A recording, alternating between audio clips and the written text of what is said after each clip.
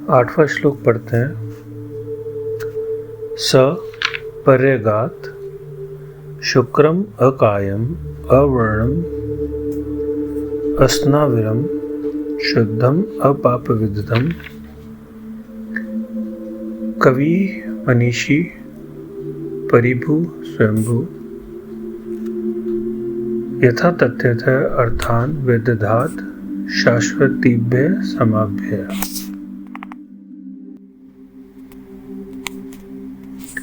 छठे और सातवें श्लोक में जैसा बताया कि वह व्यक्ति जो अपने में सबको देखता है और सब में अपने को देखता है, स्वयं को देखता है, उसको किसी घृणा नहीं होती, सब में वो एकत्वम का भाव महसूस करता है, उसी व्यक्ति के बारे में बताया गया है आगे कि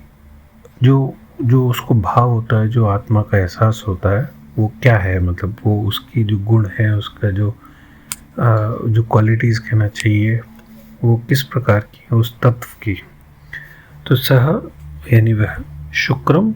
हम कह सकते हैं कि तेजो में जो मूल रूप से जैसे कि जिसके अंदर वीर्य है, तेज है, जो मूल एनर्जी ऊर्जा का स्रोत है, जिससे सारी एक्टिवनेस, जो कार्य क्षमता, क्रियाशीलता निकलती है, तो वह वैसा तेज अकायम जैसे काया यानी शरीर,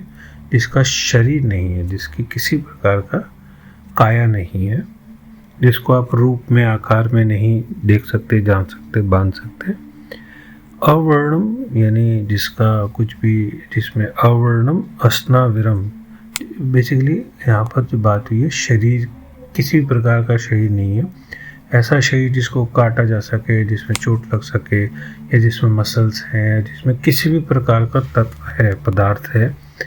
जो कि जैसे हम 5 भूत होते हैं, तो पंचभूत से जो शरीर बनता है, किसी प्रकार की वस्तु से जो कि दिखने में आती है संसार में, उससे वो नहीं बना है,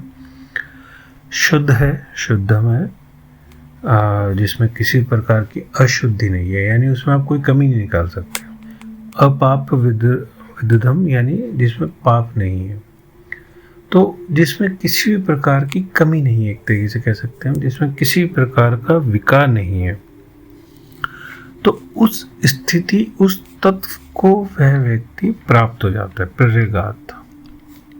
उस स्थिति को, उस तत्व को, या कहना चाहिए आत्मा का जो लक्षण है, वो एक तरह से यहाँ बताया गया, या ये कहना चाहिए कि जिस चीज़ को प्राप्त होता है वो इस प्रकार की है कि ना तो उसमें वो शरीर है, ना उसमें कोई अशुद्धि है, ना कोई पाप है, ना वो, और बहुत तेजो में है, तो वो उस तत्व की ओर, उस स्थिति की ओर, उस ज्ञान की ओर, उस नज़र की ओर इंगित किया गया है, करने की कोशिश की गई है। जब मनुष्य, जब व्यक्ति जो है उस स्थिति में पहुंच जाता है, जब उसे सब में मैं दिखता हूँ और मुझ में ही सब कुछ दिखता है, तो तब वो शरीर वाली बात नहीं रह जाती, तब वो शुद्धता वाली, अशुद्धि वाली बात या पाप वाली बात, जितनी भी चीज़ें हैं सबसे ऊपर उड़ जाता है, और वो एक तरीके से क्या हो जाता है, कवि कि कवि कौन है, कवि जो कि जो दिख रहा है उसके भी बियॉन्ड देख सकता है, जो उसकी दृष्टि बियॉन्ड जाने लगी, वो जो सामने वस्तु दिख रही है, नॉर्मल व्यक्ति वस्तु देखता है, लेकिन कवि उसके बियॉन्ड कल्पना से ही या अपने अंदर की दृष्टि से ही और बहुत कुछ देख लेता है, उसे वो सब दिखने लगता है जो नॉर्मल व्यक्ति को, जो साधारण व्यक्ति को साधारण आंखों से नहीं दिखता। मनीषी जिसने मन में ही ज्ञान पा लिया, जान लिया चीज़ों को गहरे में, तो उसे किसी, कहना चाहिए किसी कारण की ज़रूरत नहीं है, किसी रीज़न की ज़रूरत नहीं है कि कोई प्रूफ करेगा उसको, कोई बताएगा और कुछ समझाएगा तभी चीज़ समझ में आएगी। उसने अपने अंदर ही, जैसा कहना चाहिए, तत्व को, ज्ञान को, सत्य को जान लिया। मनीषी परिभू, जो परिभू पर में, मतलब बियॉन्ड में भी है,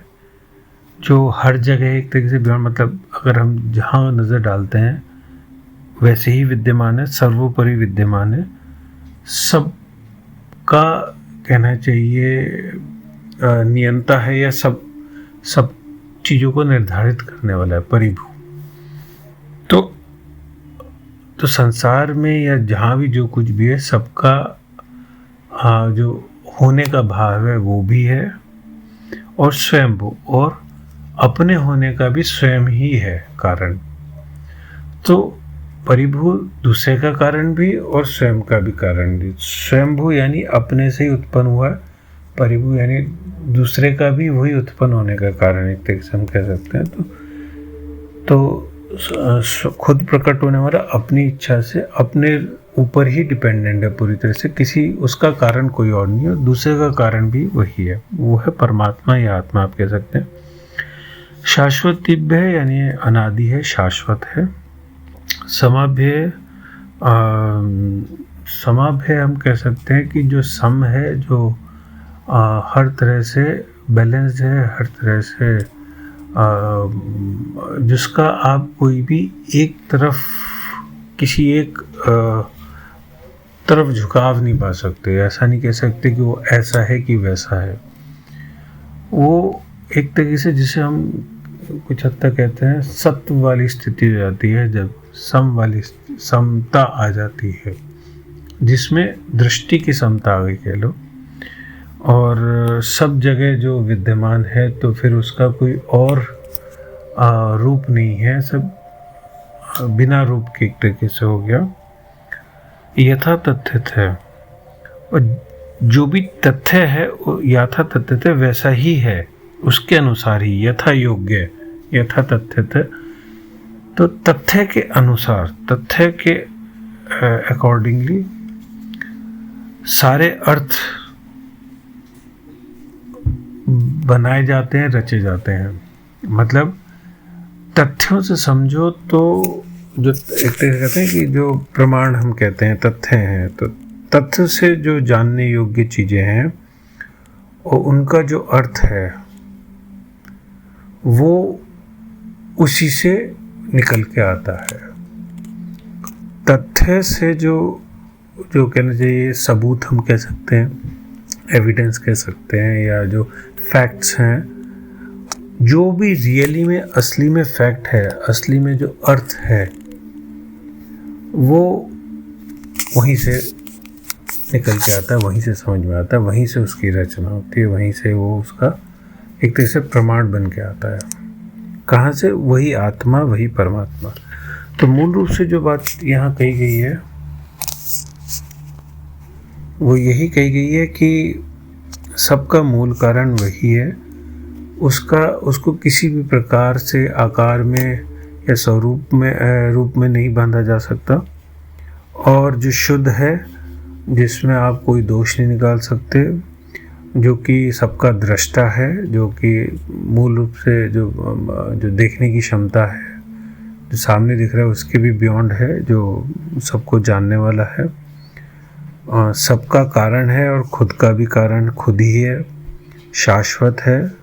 हर समय में है, समाभ्य है, सब तरफ से सब बैलेंस्ड है।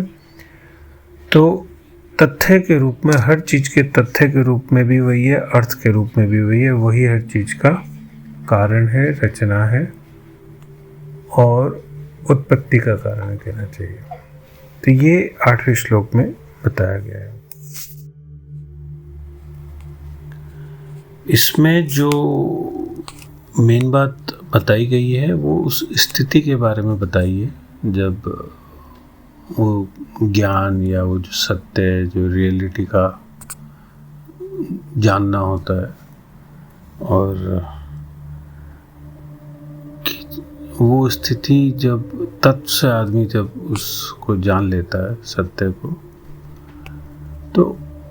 बहुत हाई स्टेट है, बहुत ऊंची अवस्था है ये, लेकिन ये इस मायने में हेल्पफुल होती है कि एक कहना चाहिए मोटिवेशन, एक जोश, एक साधना के लिए उत्साह पैदा होता है कि उस हाई स्थिति, उच्च स्थिति को लेके